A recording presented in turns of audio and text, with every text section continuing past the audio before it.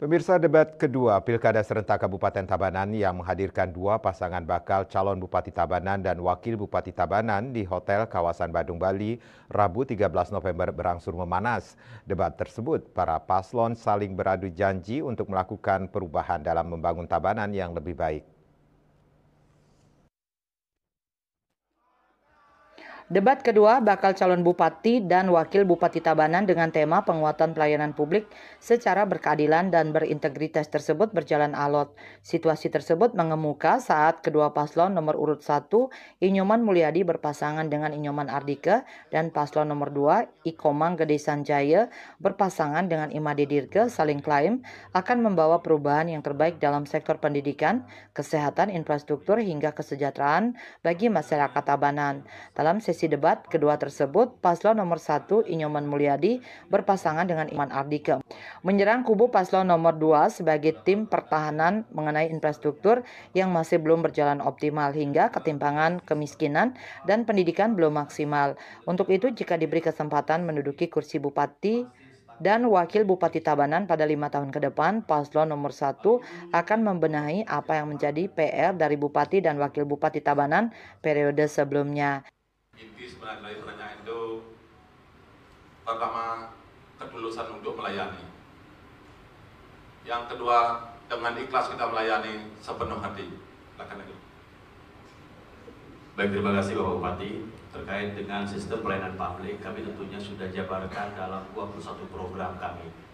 Pelayanan di bidang kesehatan, kami akan lakukan bagaimana meningkatkan kualitas standar pelayanan di bidang kesehatan, tentunya membuka sistem-sistem dengan pola yang kami sudah sepakat dalam program 1 KK atau 1 desa 1 dokter. Dengan pola preventif, kami yakin bagaimana bisa mengantisipasi penyakit yang ada di desa sehingga tidak akan berjubel ke rumah sakit. Di bidang pendidikan, kami akan mencoba melakukan sebaran tenaga pendidik dan sistem pendidikan yang merata sehingga kualitas dari masing-masing sekolah akan terlihat. Tidak lagi ada satu sekolah atau sekolah lain yang menjadi favorit, tetapi sekolah yang lain menjadi ditinggalkan oleh para masyarakat.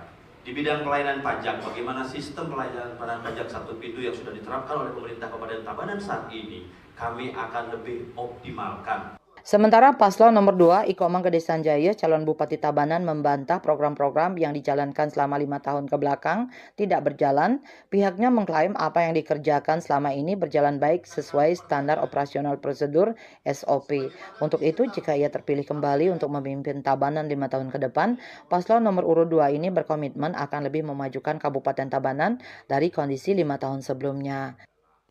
Di dalam kerangka memberikan pelayanan publik yang terbaik, kami di pemerintah Kabupaten Tabanan telah membangun MPP, Mall Pelayanan Publik. Jadi pelayanan yang terpadu.